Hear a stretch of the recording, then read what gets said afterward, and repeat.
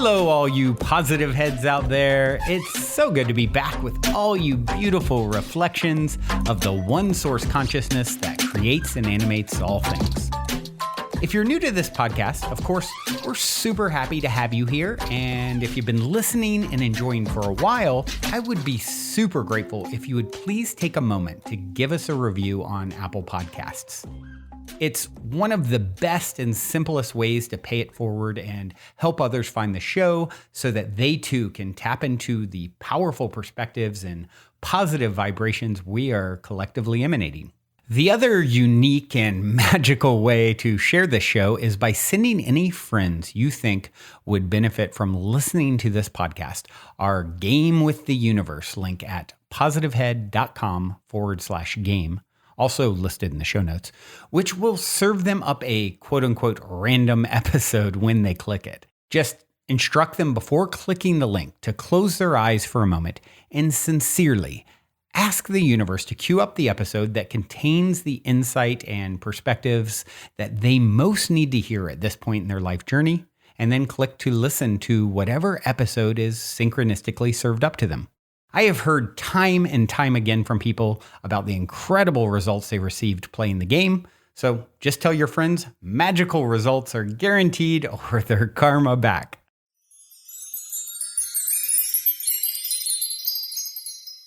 All right, all you positive heads. On this week's Soul Share episode, I'm very excited to have Joshua Schrei here with me on the show. Josh is a lifelong student of the cosmologies and mythologies of the world, as well as host of the Emerald podcast, which explores the human experience through a vibrant lens of myth, story, and imagination. Hello there, Josh. Welcome to the show, my friend. Hey, it's great to be here. Thanks for having me. Well, I appreciate you coming and bailing me out on a day when I actually have a scratchy throat. And I'm like excited. Okay, Josh is like, he's got a lot to say. This is going to be great. And then you get on and you're like just clearing your throat too. So yeah, I went for a hike in the high mountains yesterday and it left my throat a little raw also. Yeah. But we'll get through it together. We'll get through it. It'll be worth it. So yeah, I'd like to start with my cliche opening question, which is this. You're in an elevator. A woman next to you looks over, says, "What's your passion?" You have 10 floors to answer. What do you say? Reinstigating a spark of wonder in the world. Reinstigating a spark of wonder in the world. And now I've got about 9 more floors to go, right? Yeah, that's it. Yeah, exactly. You gave or sometimes people give the Willy Wonka answer, the Willy Wonka elevator that just keeps going and going and going, like going and going. Yeah, I mean, the love of my life has been the study of mythology and cosmology and story, and not just mythology and cosmology as an abstraction, as something that lives like kind of as a mental idea, but what you could call like the life breath of mythology and cosmology and story, and how mythologies continue to unfold and how we actually live in this modern world in the midst of great unfolding mythologies, and how at a time when we're facing unprecedented environmental destruction and crises of isolation and alienation and anxiety and depression, that we need to rekindle something. We need to reawaken something. We need to reawaken a relationship with the natural world and the cosmos and with each other, a vibrant relationship. And so I love to look at story's role in doing that, how story can reawaken that spark. Yeah, I love that. It's, I think good storytelling is the path to touching, it's like no matter who the person is and where they're at, if it comes delivered through a good story, you can have impact, I feel, and so my partner will sometimes, she'll ask me like, I've watched more TV shows in the last few years than I have in my entire life. I've never been a big TV person. And I've kind of less in the last year, but there's a moment where I was watching a lot, like during COVID, and I was like, wow, now they have such good stories and it's such good production. It's like, it's like they're all like movies almost.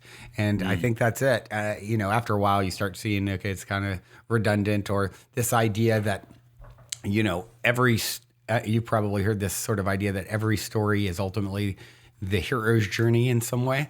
And Mm. so you start to see like the patterns, and it's, can get a little redundant if you're consuming TV as much as I did over COVID. But yeah, Yeah. if you would, why don't you, if you would share a little bit of your backstory and just how did you get here and whatever feels relevant to share. Sure. I mean, I grew up in a storytelling household. I grew up among Zen Buddhists, and I was told Zen stories as bedtime stories. Cool. You know, and then my family at a certain point lived in India for a while. And so I really grew up steeped in mythology. Mythology formed kind of the lifeblood of how I see the world.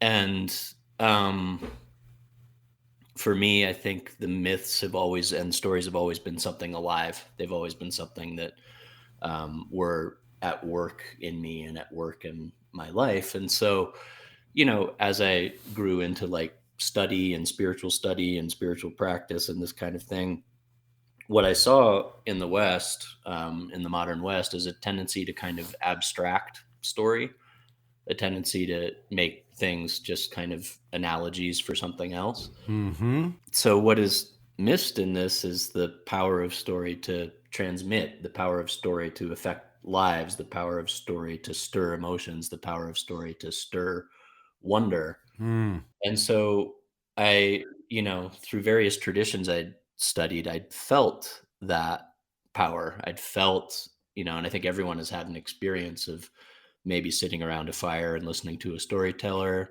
Mm-hmm. just a certain way that a word touches you, a certain way that a word or a phrase or the tone in the storyteller's voice strikes a particular chord, resonates. We feel like a vibration from it. We feel a spark from it, and that spark grows. Yeah. And that spark, you think of a story as almost like a living thing that whose body extends back across the eons. There are stories that have been told for thousands of years that are still affecting people's moods and how they interact with the world. And this Right. is like the living power of story. And so for me, coming from this background of um, feeling story, feeling into the traditions I'd studied, I wanted to try to offer a glimpse into the what you could call the power of story to transmit Mm. in a world when a lot of our knowledge and knowledge keeping and knowledge transfer it happens through abstract intellectualism. I wanted to reconnect to the living, vibrant power of story. So the podcast that I do, it combines music, it combines storytelling, it goes deep into the experiential because story is meant to be experienced. It's Right. meant to be something that we experience. And that ultimately changes us and alchemizes, transforms us, ultimately translates into how we live our life and what we do and not through like sometimes like people think of myths or folk tales and they think of like the simple moralization of myths, the morality of myths and this kind of thing, and Right. oh, the moral of the story is The this. lesson. Yeah. Right. It's not. It's deeper than that. It's far deeper than that. The Mm. power of story and the power of myth, sure, there are some like morality tales and that kind of thing, but the deeper power of myth is to stir something awake, a new way of seeing the world, a new way of feeling, a new way of experiencing. And Mm. so that's really what I'm interested in helping to create the circumstances to transmit for that to come through. I love that. Yeah. It's such a beautiful perspective, and certainly, you talk about like, bringing information through the medium of podcasting.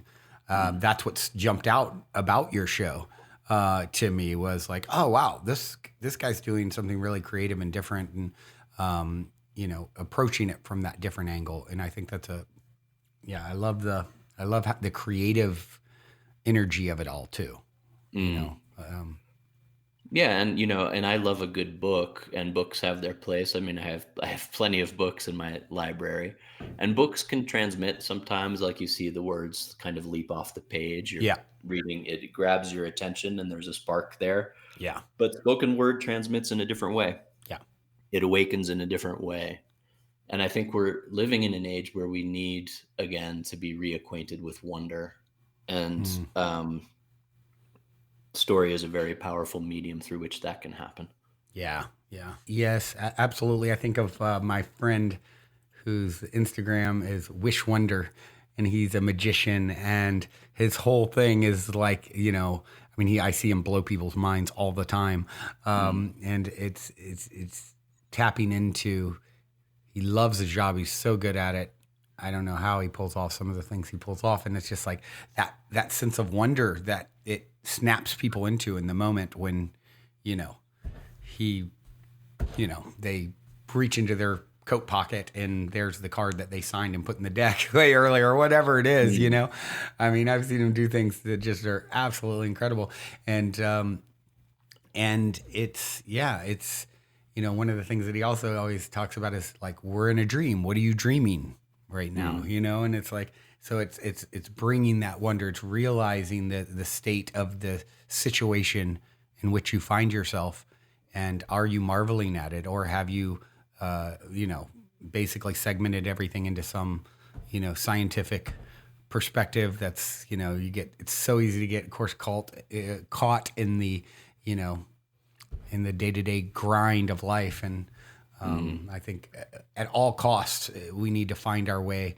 to prevent slipping into that, and keeping that you know like the one Bible quote I ever reference really is regularly is, lest you become like a child, you can't enter the kingdom of heaven. Mm. Right.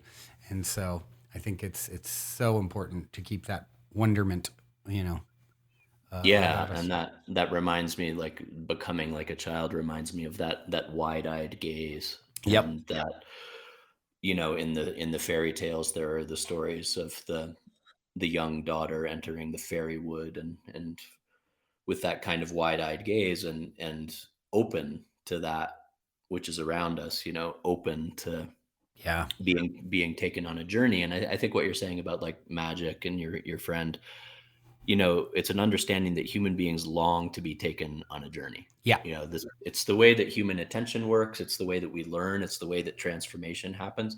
We need to be taken on a journey. So, scientific facts, which are increasingly wonderful and increasingly amazing, what they're discovering about the workings of the natural world, they can take us there when they're framed within the narrative of a story, but it's always the story that's going to take us on the journey. A fact just kind of floating in space isn't a transportative phenomena, right? A fact Absolutely. floating in space is a fact floating in space. And the question of how to feel it and integrate it into life is a whole other thing, right? And you look around at our world today, you're talking about like, the wonderful like TV series that are on TV these days, and there's certainly a lot of them. Like you can see how much people long to be taken on a journey, Yeah. right? The whole conversation about the metaverse, the whole conversation about alternate realities. This is all the human longing to be taken on a journey. Yes. Our ancestors got there ritually, they got there through trance ecstasy, they got there through group storytelling circles, they got there through dances that lasted days and days and days. They got there because they recognized this fundamental human need and they enacted it. What's interesting about the modern world is I think we like to think of ourselves as kind of these rational units who don't need that kind of, to go on that kind of journey. Yeah. And yet we're being taken on journeys all the time. Every time you look at your phone, you're being taken on a journey, right? Every Right. time your attention is grabbed and taken down this kind of spiraling tunnel, you're being taken on a journey. So to make that process a little bit more conscious, to understand, oh, this is the way my like attention works. This is the way my heart longing works. This is the way being human works. Like we want to be taken on journeys. We need to be taken on journeys, and those journeys can become something that's much more conscious. They can become ritualized. They can become something that we make a deliberate effort, right, in our lives to, you could say, like regularize and ritualize our access to wonder. Mm. Right. And when we do that, I think we find ourselves being taken on less, you could say, like journeys against our will. Yeah, Right. right. I mean, every time you turn on like CNN or Fox, you're being taken on a journey. Like, look at the, Television. yeah, exactly. And look at like, I mean, look at the flashing light, like the intros. Like when I was a kid, the intros used to be just like, couple of notes of music, and now the intros are these like swirling lights and Right, like right, hypnotic right. music, and it's like it's meant to take you on a journey. The brightness of it is meant to take you on a journey.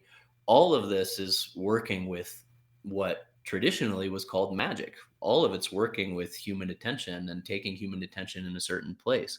And so, what journeys do you long to be taken on? Where do you long to go? What stories are being told that perhaps you're being taken on a journey into those stories without even really noticing it? Yeah, There are great mythic narratives at work in the world these days, and sometimes we're not even aware that they're mythic narratives, right? yeah, Um, and so the question for me becomes like, let's recognize this as a basic human need, and let's build a little bit more regularity and rituality to our journeying. yeah, yeah. I love that. It's one of the things as you were talking came to mind. I don't know if you're familiar with Richard Rudd and his sort of divination, I guess, modality you would call the gene keys. Are you familiar? Mm, no. He was a guest on the show years back, and yeah, the gene keys are really fascinating. He shared this story when he was on how, he's probably I'm going to guess 60 in his 60s or something now, 50, 60, and when he was early 20s, he had a profound experience. He had been doing some yogic exercises, and it sort of had this multidimensional blast open sort of experience for days, where he says he was given this, these teachings, this basically the potential that's latent in your dormant in your genetic code based off, Mm, astrology, I Ching. It kind of ties all these things together. It's extremely poetic. You have 64 keys, and you have a chart with it. And mm, I was looking into mine, and it's all about using words, and he talked about he's so the writings are so poetic and beautiful, and he talked about how the power of words, where like typically there's a couple ways where someone can really influence someone else. If it's a 6'5", powerful human being who comes into the room and is very well spoken and intelligent and kind of, maybe alpha male energy, they control the vibration in a certain way when they're there. But even way more powerful than that is what you were referencing. It's these words and stories that thousands of years later can still, be received. That's a proximity power. But words are, I can read, Socrates today, and it's impacting everything about my mood, the decisions I make, and it's the ultimate, spelling. You're casting a spell, mm. and even, I mean, you reference magic, it's abracadabra, I create as I speak, Yes. essentially is what it translates to. So it's a really fascinating to understand that they're vibrations that are impacting us on every level of our being. And again, the myths aren't abstractions, they're descriptions Mm, of the way that natural energies actually work. mm, They're descriptions of resonances that exist within nature. yeah, They're descriptions of forces that exist within human bodies and animal bodies and the body of the cosmos. And since they are descriptions of natural forces, then when they are invoked, they invoke those forces. The forces resonate, yeah, right? yeah, There are stories that have very little resonance with how things actually are, right? There are stories. There's a reason that we keep coming back to the same stories, like you were saying, over and over again, and we come back to those stories because they resonate with something very deeply embedded in the world. Stories of journey and return. The breath is a story of journey and return. right. right? The cosmos is a story of journey and return. The Yeah. Big Bang that, results in all this and then collapses back in on itself. And then, The breathing if in you and out believe, of God in a sense, yeah, right? the breathing in and out of the divine. And so stories of journey and return resonate because we feel journey. The story of the seasons is a story of journey and return. Yeah. So we feel this journey and return all around us. So then when a story is invoked of journey and return, we feel it. It Yeah. resonates. It resonates with the natural world. There's something I've had a chance to talk to a couple times. A wonderful indigenous author named Tyson Yunkaporta. He wrote a book called Sand Talk, which for your listeners, I'm sure they would enjoy it. And he talks about the difference between good story and bad story, Mm. and bad story being something, and people might not choose to use the words good and bad, but it's helpful Yeah. in Right. this conversation for illustrating something. Hmm. He talks about good story as story that is, like we're saying, aligned with those resonances that we feel in the natural world around us. Those stories last because they're reflective of something greater. They're Right. reflective of something larger. Then there are stories that don't seem to have that same kind of anchor. Hmm. Like, for example, like the story that on a world of limited resources that we can just continue to consume and consume and consume and pillage and pillage and pillage, and somehow that's going to work out in the end. That's Yeah. not a story. Right. Right. I like that. That's not a story that has any basis. It doesn't resonate because it's not There's no upheld. redemption. Right, and it's not upheld within nature itself. It doesn't operate according to the laws of nature. So Right. the good myths, the good stories are the ones that are highlighting and invoking an actual, you could say, resonance that exists within the natural world, and brings that out so that we feel it. So that we feel it. I feel the story of journey and return in my breath. I feel it in my consciousness and the way that my consciousness pulses. I feel it in my life in the way that I go through, life is a wave dynamic of joys and pains, of highs and lows. I feel the story of journey and return in my relationships and the cycle of the seasons. I feel it all around me, so it resonates. Yeah. And I think in this day and age, some of our stories, well, let's put it this way, like in an age of AI and an age of metaverses, I think that some of our stories have become unmoored, you could say, to say the least, have become unmoored from that kind of natural foundation. Hmm. And I think that it's important to start to feel our way back, find our way back. What are the stories that last? What are the stories that actually resonate over time? Yeah. What are the stories? There are stories that are told in Aboriginal Australia that are 60,000 years old. you know, Wow. like, what are the stories? Why do they last that long? If they were like, if people were just like, this is just a story, this is just an Yeah. idea, this is just an Right. idea, this is just an abstraction, they wouldn't last. They last because they resonate, and they resonate with people's experience of how the world actually is. So I'm interested in that resonance, in that mythic resonance, you could say, Yeah. in finding those stories that resonate and that invoke and that make people feel once again aligned to a great pulsing mystery, you could Mm. say. Mm. Yeah. I love this idea of, a story that has legs, if Mm, you will, is like, it's because there's something profound encoded within it.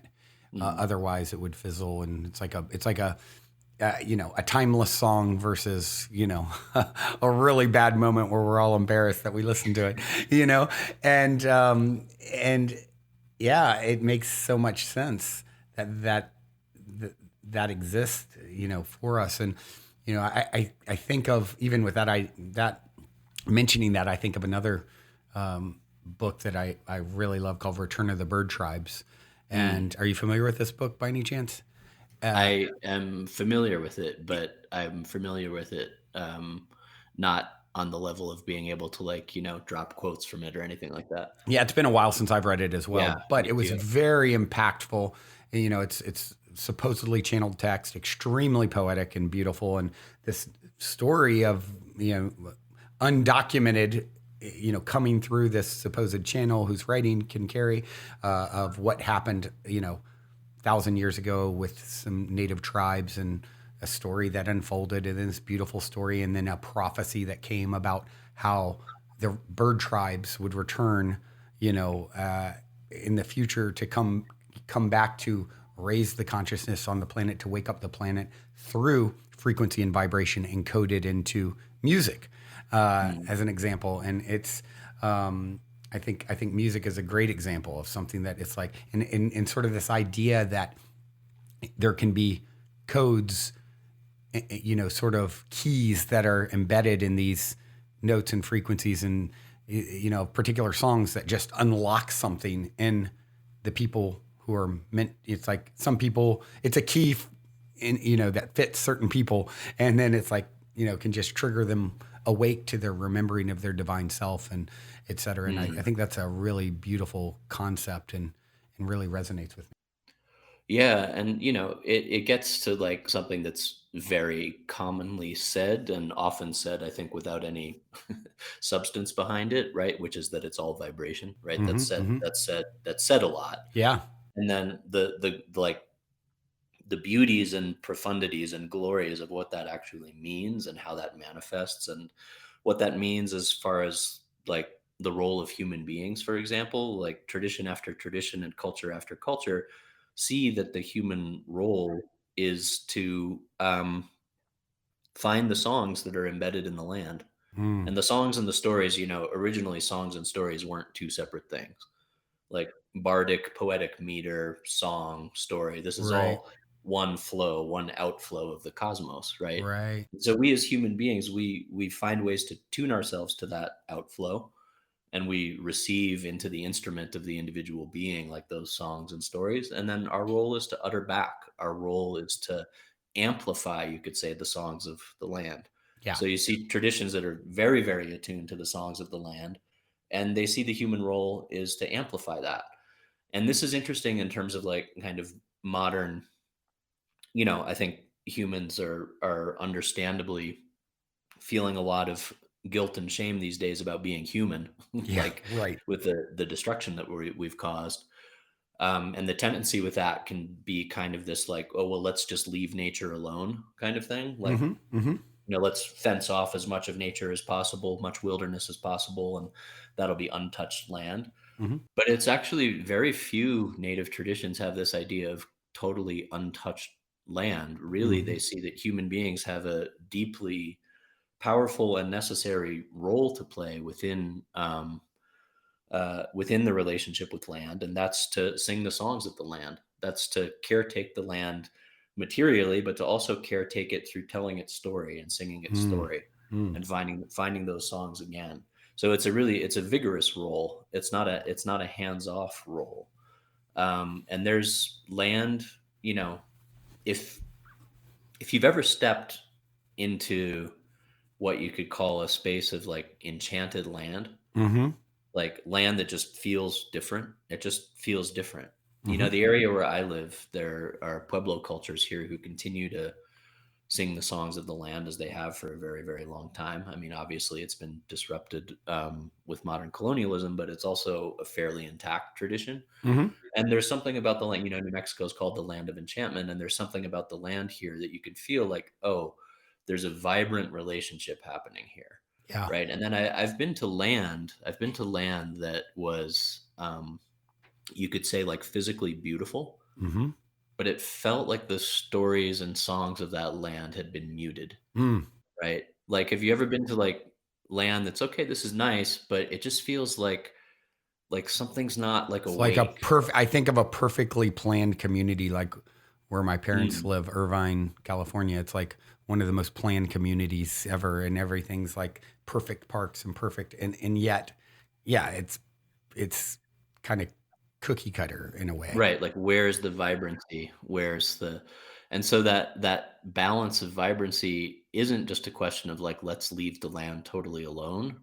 It's a question of let's be in reciprocal relationship with the land. Yeah. Let's listen to the land. Let's Hmm. use the human capacity as instruments, because humans and birds both have this incredible capacity as instruments. There are genetic structures that the human being shares with birds that go back Mm. 55 million years Wow. that have to do with how we speak and how we we sing, Wow. and to be singers, storytellers, invokers is a huge part, if you want to look at it through certain traditions' eyes, a huge part of what human beings are here to do. We're here Wow. to help wake up dormant land, you could Mm. say. Mm. I really love that. And, you know, having brought up Return of the Bird Tribes, I mean, literally, if you Mm, see this, behind me, it might be a mm, little hard to see, but there's little birds going up this tree into like kind of heaven on earth. And to me, it really symbolically sort of represents, this idea of the return of the bird tribes and delivering heaven on earth, mm. as we're on this precipice of like, potential destruction. Like, okay, we need people to come that sing the songs and tell the stories that, bring us into remembering, coming back together with the truth of our divine nature. Yeah, that wake up wonder, that instill in us that spark, to ask that question that Wendell Berry asked, what are people for? Hmm. What are we here for? What are we doing here? Yeah. Are we here to just kind of walk around like robots, like blindly accumulating stuff? Are we here to, you know, fence off the rest of the world? Like what is this life? And I've gained a lot from the traditions that speak in musical terms about this, that Mm-hmm. speak of human beings as instruments, that speak of us like that part of, our journey is to hollow out the vessel of the individual being body so that it can receive. And it reminds me, you were just talking about prophecy, and it reminds me of like, the heart of prophecy is to be able to tune the individual being to feel and perceive patterns that exist within the natural world. Right. Prophecy, I think, because of kind of biblical descriptions of this type of thing, we think of prophecy arriving, and sometimes it did, I think, for certain people, but arriving in this kind of great splendorous luminosity Mhm. visitation, like, Right. here is the prophecy. Right. But prophecy, people really understanding the flight of birds, for example, speaking of birds, like really understanding the patterns of the flight of birds and what that says about weather patterns and what that says about how the seasons are going to unfold and what that says. This is like the direct feeling into and understanding of the patterns of nature.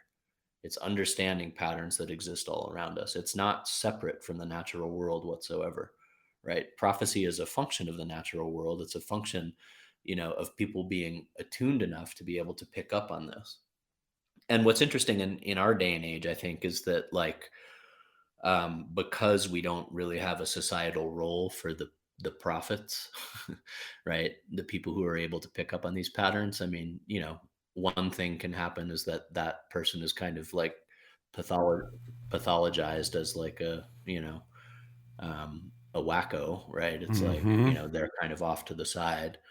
And then the other thing that can happen is that person may not have like, um, you could say, a council of peers around them through which that prophecy is like vigorously tested, right? And this is something that if you look at indigenous cultures, it's never just like, you know, oh, the channel or the intuitive or the prophet has this vision and then and then that's it. Like it's the absolute truth. Everything I experience in an intuitive state is like the absolute truth, right? Right. No, there's a what you could call kind of a council of accountability around them. And that's like how prophecy can live in context. So we're in a weird place in relation to prophecy in this day and age, because either the prophet is pushed to the outside, and so Mm-hmm. they're viewed as either some, pathological on the one hand, or maybe they're unmoored from having that accountability, so they can just say any old thing. Yeah. Prophecy traditionally was not about saying any old thing. It was about the deep, deep recognition of the patterns of nature, and Mm. then how that then reflects through the council of elders, through the accountability of the tribe. And Mm-hmm. then prophecy, people would go on visionary quests, right? They would obtain visions, and then those visions would actually determine how the culture operated over the next year. It would determine their cycles of planting, it would determine their cycles of ceremony, which gods were going to be maybe favored that year, which forces needed to be invoked. And so prophecy held a deep living role in the body of a community. And what I'm interested in these days is, where is the space in our culture for the artist, the intuitive, the artist beyond just entertainer, like Right. the artist, the intuitive, the prophet. These figures need to be re-embedded back into the heart of the community, Mm. right? It's not, and I have a great appreciation for Western science and the discoveries of Western science, but it's not going to happen. Like, the transformation, the alchemy isn't going to happen just from scientists telling us the facts. Right. Right. It's like imbalanced. If the story of human beings were as simple as, like, the scientists tell us the facts and then we just automatically know the right thing to do, right? Then climate change would have been solved a long time ago. But, Right. like, that's not the story, right? We need something much deeper, much richer in relation to the larger forces at work and the larger stories being told, all of this, right? Like, we need to rediscover what it means to put the artist, prophet, shaman, visionary back at the center of culture in an accountable way, but in a rigorous way, in a thorough way. Yeah, I love that. And it's I instantly start thinking like, oh, what will the path to that be? Because it seems so far removed in a sense from current cultural standards. And then I think of, well, my own sort of community that I'm embedded in, which is sort of transformational festival community. I'll just, for lack of a better word, people who go to, a lot of people that go to Burning Man, and Mm. I have a hub here in Venice Beach that we do events like kind of festivals for a day and have workshops and music and all this sort of thing, and it's very very conscious community, people really doing the deep work on themselves. And so I guess, I am answering my own question. It's like, how will it reemerge? Well, in our own community, these things are held, as in great respect. Someone, oh wow, they've got an incredible intuitive ability, and they're facilitating plant medicine journeys of some kind that or I mean, someone I live with has just had an ayahuasca journey in the last week, and so it's I think it is starting to emerge, and how that will spread from maybe a smaller niche community that is growing to the world at large should be an interesting journey. But I do think we're seeing. I mean, I just saw an ad earlier for a big event that about psychedelics and other things, and Deepak Chopra's one of the main ones talking. I mean, he's as mainstream as it gets for this kind of stuff, Mm. right? So I guess there is hope that some of that energy seems to be emerging. Would you agree? Yeah, totally. I mean, I think that the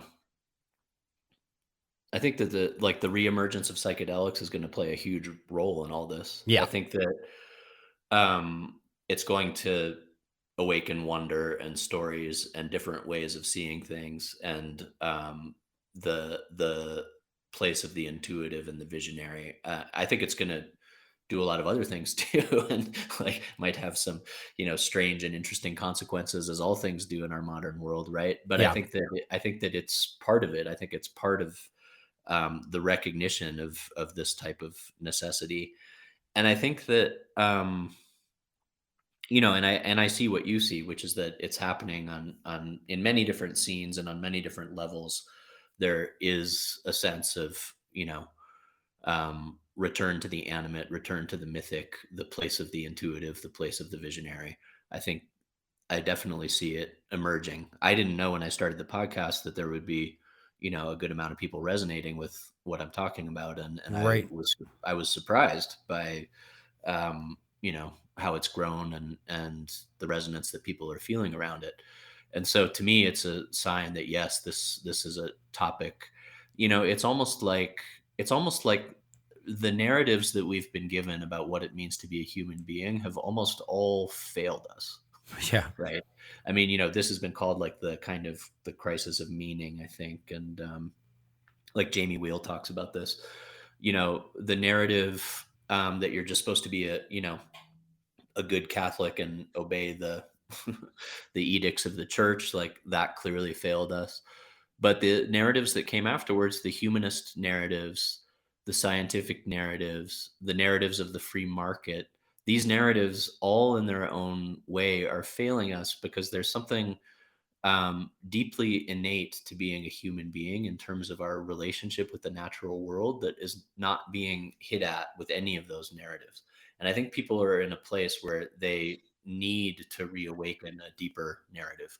I think that that's what we're seeing right now. Hmm. That like, oh well, I tried, I tried to worship the free market, and where did it get me? Yeah, You right, know, right, right. I tried to do the route of like putting my head down and being a good cog in the industrial wheel, and I'm more anxious and more depressed than I've ever been. Yeah. Right? Like all of these forces are at work, and I think it is sparking a deep longing, a deep longing in people to find the substantive, to find the depth of relationality with each other and with the natural world. And I think, eventually it's going to somehow have to make its way into the yawning divide that exists between right and left in this country. I Hmm. think it's going to have to make its way in there. It can live in festivals and it can live in, intentional communities and all this stuff. But when I look at what's ultimately going to start to heal that divide, Yeah. there has to be a reawakening of this fundamental inquiry into what it means to be human. One of the things that's just, interesting is that like the right in this country kind of owns, religiosity and spirit, and the left kind of owns science. Uh-huh.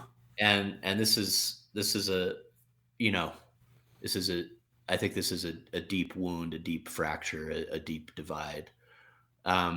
Progressive leftist movements like the movement of Martin Luther King, like historically, were about spirit.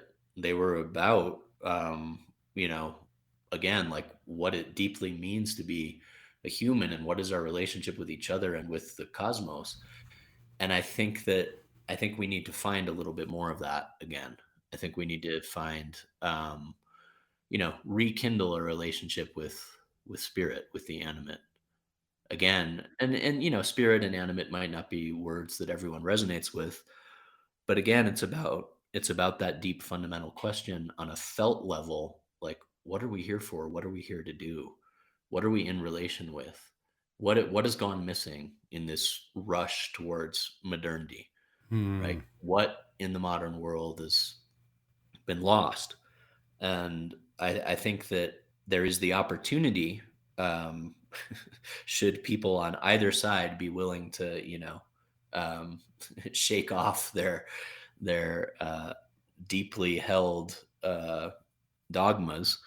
I think there is the opportunity, to wake up inquiry that is necessary for the Yeah. future. Yeah. You know? Absolutely. It's going to be an interesting journey to see how that unfolds, with the deeply embedded, you know, political system. Although, of course, we've seen it trimmering for years. Curious what your thoughts are. Do you think the current system will sort of have a collapsing moment? Speaking of prophecy, a collapsing moment that then we kind of build from the ashes, or you think if you had to speculate that it would just be a slow, and steady shift? Nature works in such vast timescales that it could very well be that, we're in the collapsing moment. Yeah. And for nature it's only a moment, and for us it goes on for hundreds and hundreds of years, right? Right. Right. I don't get too far into kind of doom and gloom Hmm. prophecy, because Yep. I don't find it helpful for like how I live my life and how I raise my kids. Me neither.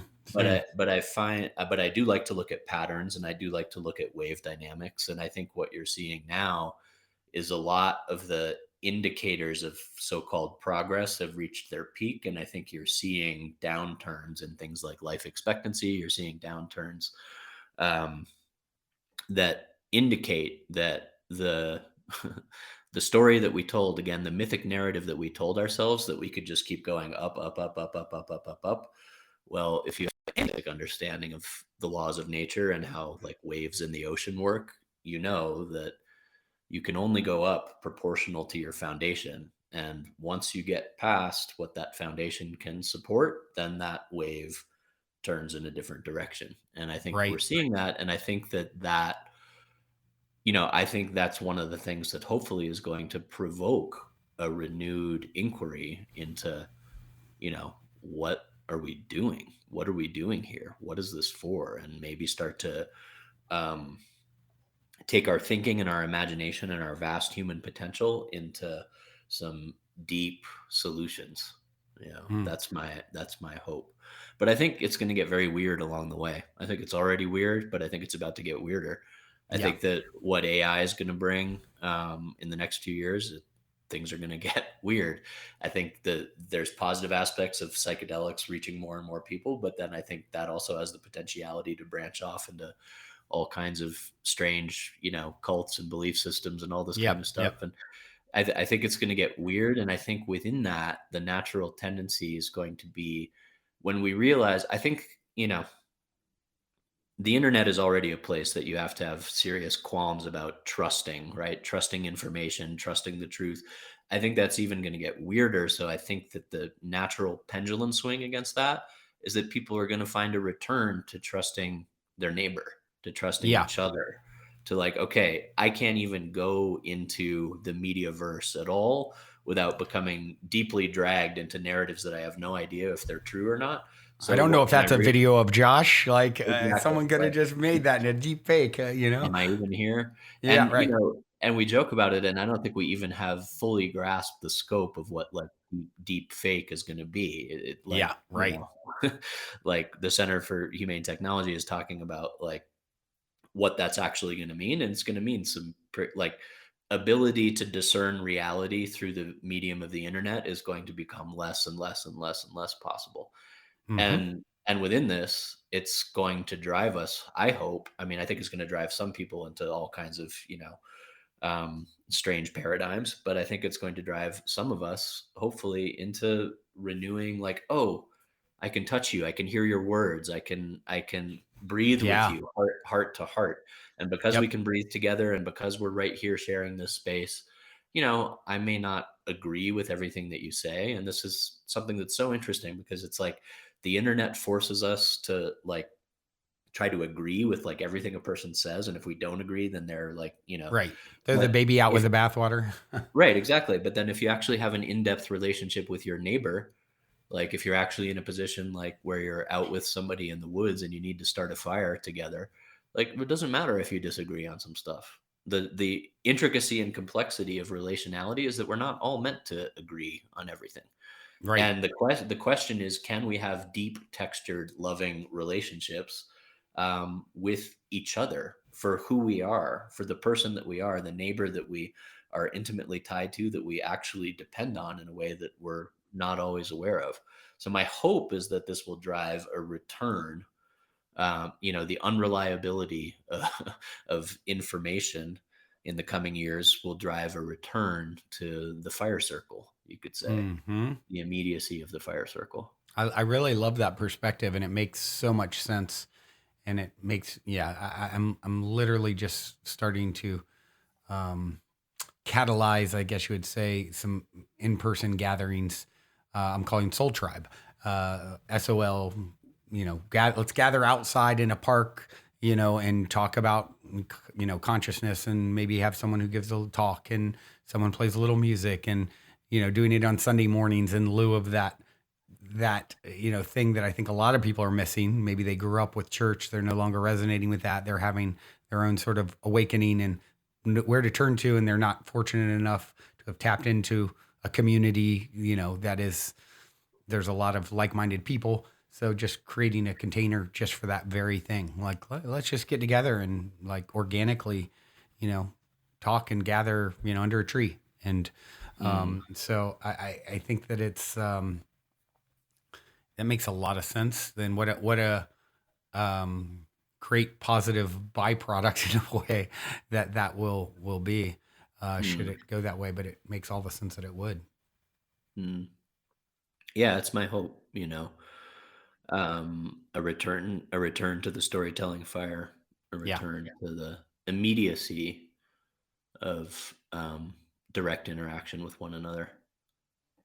Yeah, there's a song by music artist East Forest that it makes me think of, where he shares Ram Dass clips he recorded with Ram Dass just before he passed, um, and it's it's Ram Dass talking about ultimately you realize we're just sitting around the fire together for eternity, and I think that's once again why it resonates. It's like this is I've even heard it said before, this kind of like hero's journey tale that we were talking about early on. This is I think it's an interesting conceptually, like, oh, this is a universe or a planet where that's the theme, and therefore we're always going to resonate with that idea because that's the curriculum here. Mm. So I just in general, I think that's a really interesting concept. Like, oh, like this planet or this universe or whatever. It's like there's a theme to it, and so everything will have that underlying theme, but maybe it's something totally different in another time and space. Yeah, this universe has a great story to it. You Yeah. know, this universe is a story. There's an old Jewish proverb that says the universe exists because God likes stories. Yeah. And um, you know, what is the universe without the story?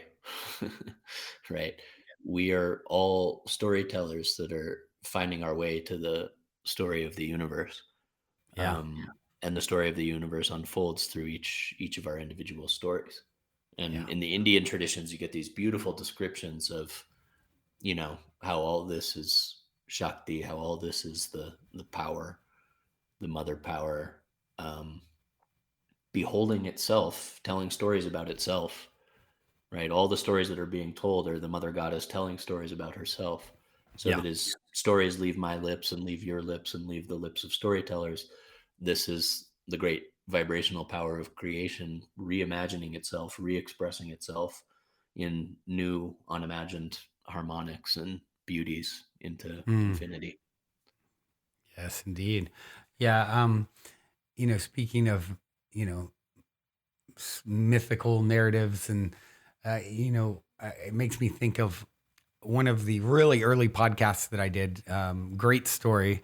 Um, where this woman, her name is Eve. She goes by Evolution, her artist name, and her partner, um, Kalia Scintilla, he's a music artist as well, were on, and she was talking about how she had dove deep into um, doing live performance of, and with having different women um, portraying different, you know, goddesses, like Mm, Greek goddesses, whatever, what have you. And she said for her, she always thought, wow, these are just such beautiful stories and ideas. And then she had an experience, and after years of doing this, performance art thing, um, she had I guess, a particular night where it was like magic, ensued. And all of a sudden she's like, oh my gosh, these energies are real and they're actually here and they're actually coming through. And it just like rocked her world to experience and realize, like, hold on, these are, these goddesses are coming through in this, crescendo magical moment. And, mm, I thought that was such a powerful and profound, just hearing her tell that story of, and you could hear the impact it had had on her. Um, you know, just fascinating. And I'm curious what you think about something like that and these sort of, mythical stories that are actually maybe rooted in truth, Um, yeah. yeah.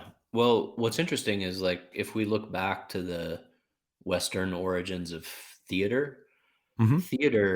which became all of modern entertainment, right? Right. Right. Um, but it wasn't simply entertainment when it started. It wasn't simply to like entertain people, right? And this, even when you're talking about like, um, you know, catching up on a lot of like TV series that are out there and, had the power of story and how it moves you, like the origins of theater was sacred enactment. And in that Mm. sacred enactment, there were forces that moved through that people felt. They Yeah. felt them in their bodies. And so, Right. like, the group catharsis of theater, the ecstasy of theater, Dionysos rules theater and trance ecstasy. It's speaking to a very specific process, which is exactly what you're talking about, which is that in the ritual enactment, we actually feel the forces, we become the forces, we become Mm-hmm. conduits for the forces, and that is an actually somatic, that is not an allegorical process, it's an Right. actual felt somatic process. Right. And you know this gets to why, for so long you could say, like, for example, like, colonial anthropologists would look at indigenous ritual and they would make certain assumptions about indigenous ritual, and, oh, here's why they're doing it and here's why they do it this way. Well, that's a completely different thing from doing it. When you do it, you feel something very Right. specific, very Right. potent, very Right. specific, very powerful. You feel the direct communion with the forces of nature around us, right? And no amount of external description can capture the essence of why people do something. You Yeah. know, it has to be felt, it has Yeah. to be experienced. And this is where I think Western science needs to realize that, you can't remove the subject from the object. You have to talk about subjective experience. You have to talk about, when you talk about things like God, goddess, trance, ecstasy, forces of nature, those are felt in bodies. Barbara Ehrenreich wrote a wonderful book called Dancing in the Streets, which is like a history of ecstasy. Mm. Not the substance ecstasy, but the Mm-hmm. Yeah. the Yeah. feeling The of state. ecstasy, right? The state of ecstasy. And she said something very interesting in that. She said, like, you know, a voodoo practitioner doesn't need to get into an abstract discussion about whether divinity exists or whether God exists or whether, these forces are real or not, because she feels them in her body. She feels them. Yeah. She has a ritual framework in which to directly commune, right, with those forces. And so this is something that I think that, we can say as much as we want about, like, ritual from the outside. Ultimately, it has to be experienced. We have to let ourselves go there. We have to experience those states of consciousness. Human beings for thousands of years have found states of ecstatic consciousness to be extremely precious, because this is where we feel one with the forces of nature around us.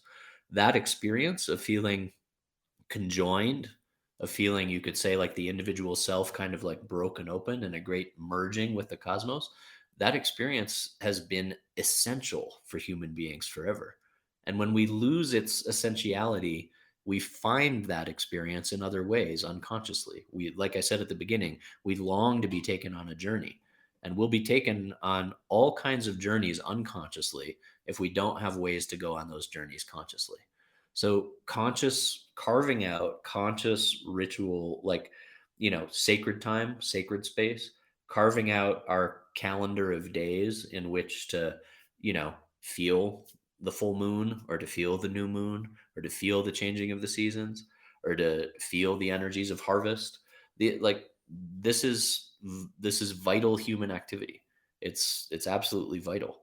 It's been the lifeblood of what it means to be human. So I think that, you know, it is only through enactment that one can have that kind of experience where it moves beyond the representational, right? Like, oh, this goddess, I'm putting on this, garment and kind of acting like this goddess. And that's like an enactment of something that represents something else. Or, you know, I am putting on the deer pelt in order to become the deer. I am Mm. putting on the wolf pelt in order to become the wolf. I am putting on the goddess garment in order to become the goddess. In order to Mm. feel, in order to feel, you know, human beings have practiced this kind of shapeshifting forever. Right. This type of shapeshifting is important. And all I can say, is that it must be experienced from within. It has Yeah. to be experienced from within. It can't be quantified from without. right? Yeah. And that's why modern science has such a hard time with it, But there's a reason that if you take a temporal map of human culture, going back however many thousands of years you want to go back, you will find this type of enactment, ritual enactment, animist practice, contact with the forces of nature, communion, ecstasy. You will find it absolutely everywhere. Hmm. 99% of your ancestors, my ancestors, 99%. First Wow. of all, 99% of them lived in the Paleolithic. Like 99% of our ancestors lived in the Paleolithic. What we're talking about now, the phase that humanity's in, is a sliver of the Right. depth of human experience. And that human experience lives in our bodies. It's Yeah. alive And our still in our DNA. Yeah. bodies. It's the vast majority of who we are.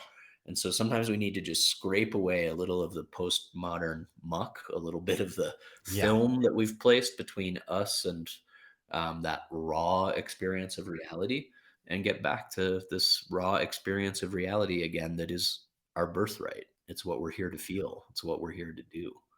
Yeah. I love that. I love that. Well, you know, as we wind down here, Josh, I'd love to hear from you a story of this. We're really talking about all the potential of tapping into things beyond ourself. And I always ask, you know, speaking of these patterns, the story of synchronicity or serendipity or positive paranormal story. And I'm wondering if you have an epic saga to take us on. I'm not sure if it's an epic saga, but I certainly, I mean, you know, I've had a lot of interesting experiences, but there's one that directly relates to what we were just talking about. Hmm. And that's at a time when I was living in India, and um, this was about 13 years ago now. Hmm. And I was at a particular phase in my life, like a juncture. I had been raised with animate tradition, with mythic tradition. I had studied a lot of Indian tradition, but I'd still say that a lot of it for me remained in the realm of ideas. I felt it. I felt devotion. I felt these things. But I hadn't quite had that experience that you're talking about, that the person you interviewed talked about, which is the experience of just feeling it. And I had a habit back then. I was there studying yoga, and I would practice yoga very early in the morning from like 4:30 a.m. to 6:30 a.m. and then have breakfast, and then I'd have afternoon study later in the afternoon, but I had a big part of my morning open. And so I would ride a motorcycle out into the village areas surrounding where I was. And I kind of was like deliberately getting lost, deliberately seeking to have unknown experience. And and it was wonderful. I found all these like, back villages and farmlands, and Hmm. um, really had some incredible experiences and incredible hospitality shown to me. One day I arrived in a little village, and I parked my motorcycle, and this kind of group of school kids. They had just gotten out of school. They were all, in their school uniforms. Hmm. They came up to me, and there was one particular little girl. She was probably about 9 or 10 years old. They were kind of practicing their English on me and everything like that. And I was, a little bit of an anomaly because this was a pretty rural area. Sure. And this one girl said, "Do you want to meet the goddess?" Oh. That that was the word that those were the words that she spoke. She said, "Do you want to meet the goddess? You want to meet the goddess?" And, of course, I want to meet the goddess. Yeah, I mean, I would say you have to quit your podcast immediately if the answer had been no.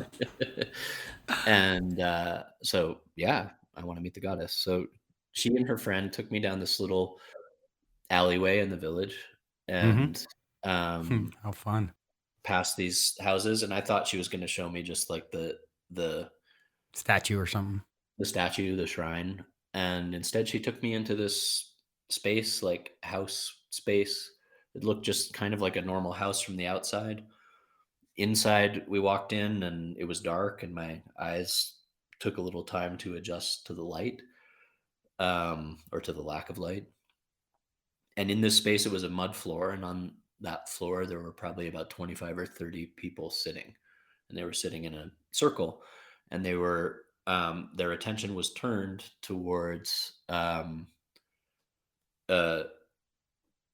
what looked to me to be like a big pile of dirt, basically, like an effigy Hmm? of a nature god, an effigy of the nature goddess. And there was a officiant, someone who, I now know to be like a trance medium of some kind. And um, what happened next was something very simple, and it's something that happens in India every day. And it's something that really, like in India, forms the substrate of animate tradition. And that's that there was a loud shriek, and the trance medium went into a deep, deep state. He slapped his palm on the mud floor, and all of a sudden around me, people were convulsing and shaking and trembling, and there were hollers and cries, and a wave passed through that room, and I really, I really don't know how to describe it other than to say that it was unmistakable. Wow. It was unmistakable. It was, things that like I think any spiritual practitioner longs to feel, the immediacy, the tangibility.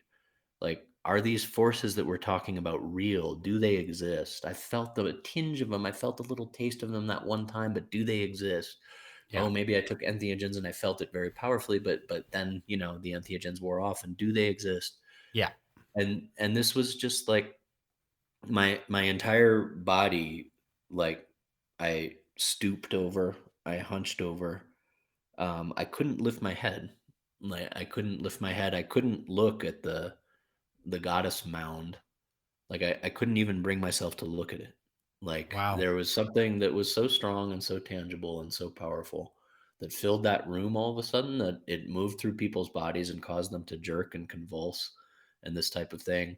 The trance medium began speaking in tongues. What I'm talking about very simply is an animist trance ritual. It was an Yeah. animist trance ritual that I had no idea I was going to be invited to, and just sat down and did not know what to expect at all. But the reason I'm bringing it up today is simply because it was wholly, completely, 100% tangible, and Right. it felt sacred and real.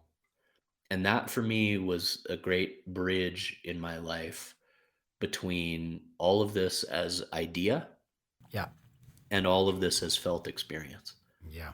And so the heart of what I wish to do with the podcast, the heart of why I'm telling stories these days, is because I know how precious that experience is for human beings, and how precious it's been for us. And I Yeah. know what happens to minds when it gets lost. And I know, like, the depths of kind of confused wanderings that human beings go on without the fundamental depth of, like, ah, I am feeling the force of the universe. I am feeling the force of nature. I am feeling this in my body, in my bones. I have no doubt whatsoever that this is real, this is tangible, right? No doubt whatsoever.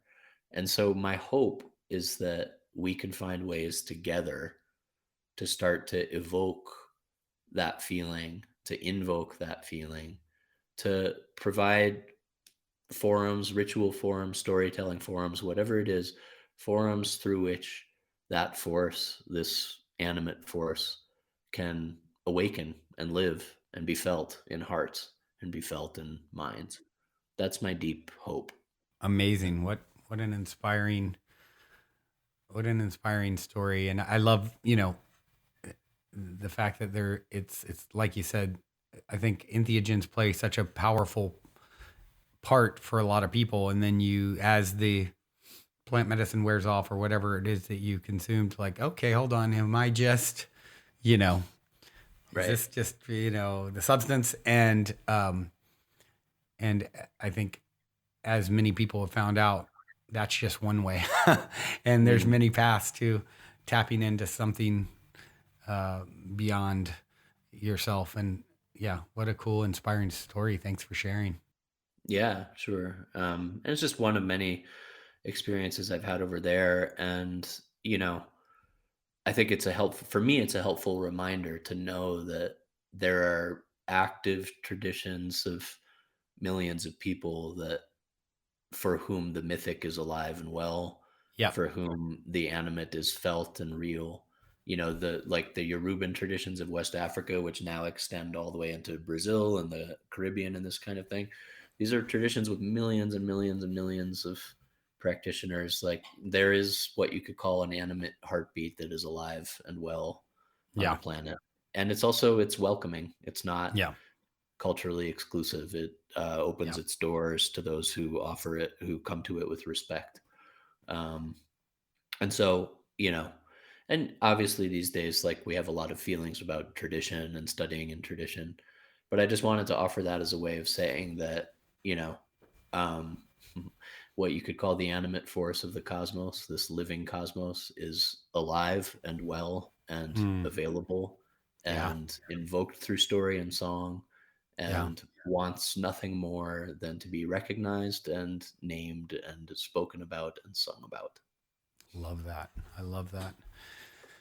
What is the best way, Josh, for people to obviously check out the Emerald podcast? Any other things that you want to kind of throw out, how people can connect with you? Sure, yeah. So the podcast is available on all the major podcast platforms. So you can find it on Spotify and Apple and that kind of thing. And I have a Patreon page. It's patreon.com/slash the Emerald podcast, all one word.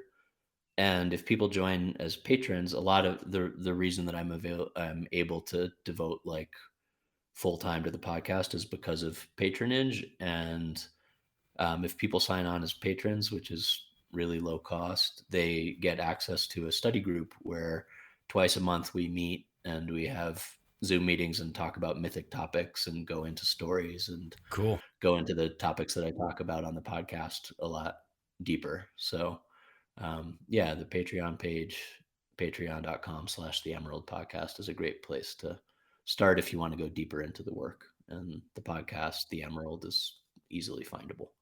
Cool. Love that.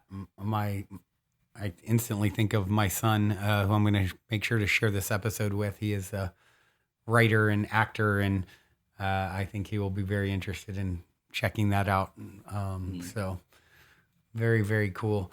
Well, this has been epic. I have so enjoyed this. Thank you so much for taking the time. I do have one final question for you though, as we sign off Uh-oh. here. It's my cliche closer, Yeah. and it is this: in 60 seconds or less, what is the meaning of life according to Josh Schrei? It's what we were speaking about before. The meaning of life is to attune ourselves to the voice of the world and understand what it means to sing back. Mm, beautifully said. You are quite the gift, my friend. Thank you for doing what you do and sharing your insights and wisdom on the show today. Greatly appreciated it. Thank you. It's been great to be here. Yeah, and all of you out there for tuning in your beautiful brainwaves and incredible hearts. Until next time, journey well.